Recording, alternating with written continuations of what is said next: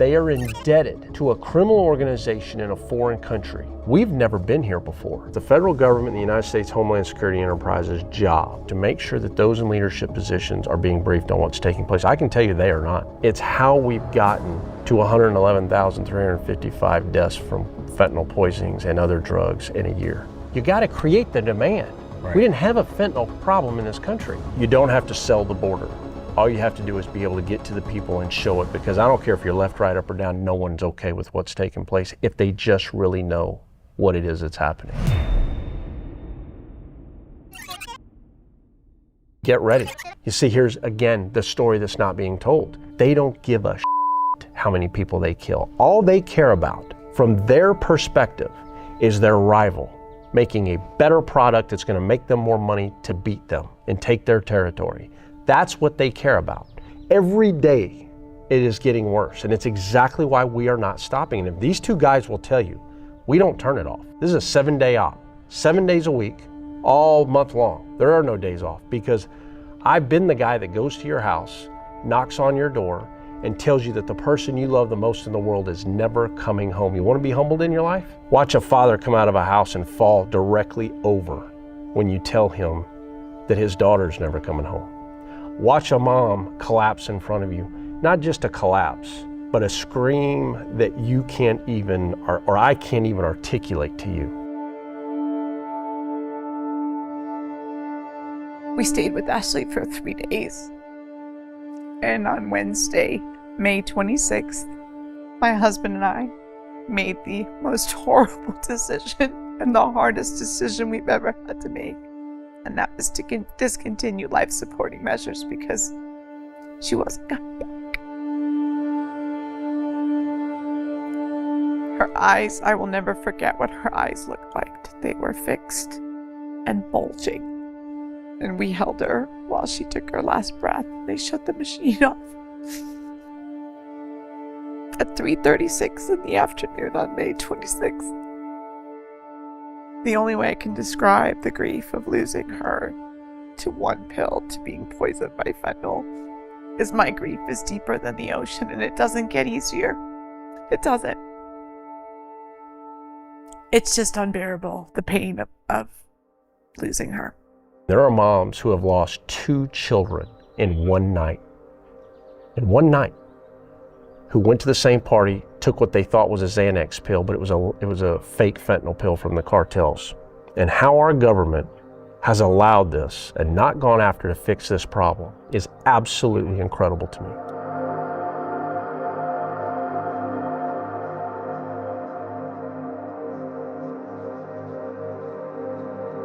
I will tell you that the weaponization of fentanyl is real, and we knew it was coming. I'll tell you a great story. I'm a captain 2013, 2014, somewhere in there. I get a call from my major. She says, "Jason, where's all the cocaine?" I'm like, "What are you talking about?" She goes, "Have you looked at our stats lately?" She said, "Go look. Our cocaine numbers have plummeted. I need to know what's happening."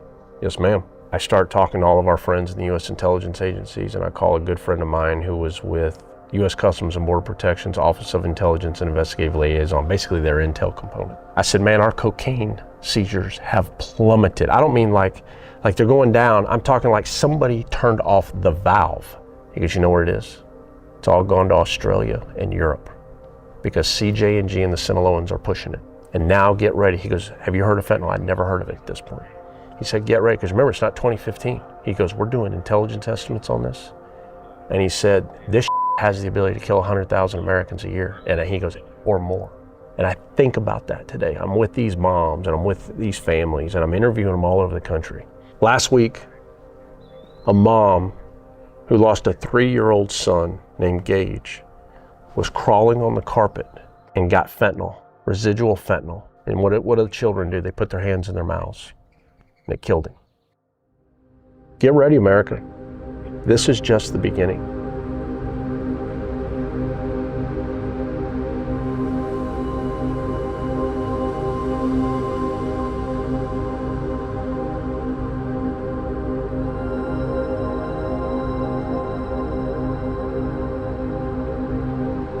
Your audience needs to know, we know where the labs are. Your U.S. intelligence agencies know where they are, but they aren't doing what needs to be done to go after them and absolutely destroy them. Now, why do I know that? Look at the seizure data at your border at unprecedented levels. Look at the domestic seizure levels of fentanyl, meaning that it's getting through. What your border numbers show is the wave of the problem. What domestic seizures tell you is what's getting through. And what your overdose death data tells you is the impact to the Americans. All three are off the scale. What that means is that production is too high. Our system by design under the Fourth Amendment is too slow to take on the world's problems.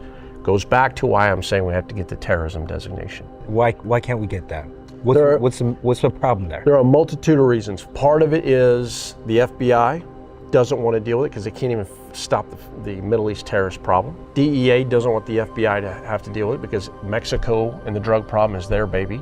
It's all worried about funding and who's going to get the funding and who's going to have the authorities. And then there's a whole other side of this where the relationship with the United States government and the Mexican government could be in peril because the current administration doesn't want to deal with it. That's where we are, and it's survived to 25 at this point, and then from there we'll see what happens. But I will tell you that the law enforcement model in this country, and I know it very well, was never designed to take on the world's problems. And every time we have tried to use our law enforcement to stop the 9/11 attackers, what did it give us? The World Trade Center attack brought us the 9/11 attack. Because what did we do? We used law enforcement to go after them overseas. Didn't work. I'm out here with law enforcement, and the sheer number we're seeing are incredible. So I will promise you the numbers are quadruple that. Your Border Patrol agents are pulled off the line, and they're doing nothing but processing. How in the world are you going to know how many gotaways you got? You can't. You can't.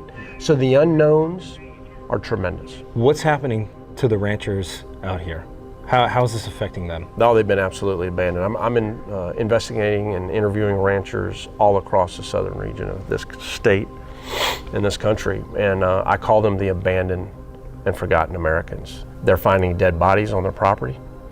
They are having their property destroyed, their fences destroyed from these pursuits and bailouts where they drive through their properties. We interviewed a rancher who had to put lights all the way around his house at night, and he sleeps with a pistol or it has it on him at all times because at night they're banging on windows, every window in the house. There's a rancher in Quemado, Texas that had 1,900 people on her property in 2 days apprehended.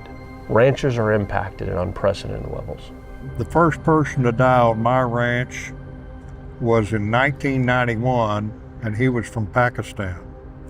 And since then, not only on my ranch, but just about every ranch in Brooks County, people have had to deal with people dying. We're talking about a lot of property damage, a lot of sick people left behind, a lot of children left behind. We see a lot of these gang members with the devil tattoo on the right shoulder. They're Santa Muertos, devil worshipers. Yes. We've encountered a lot of those. And they're killers. They kill these people out here.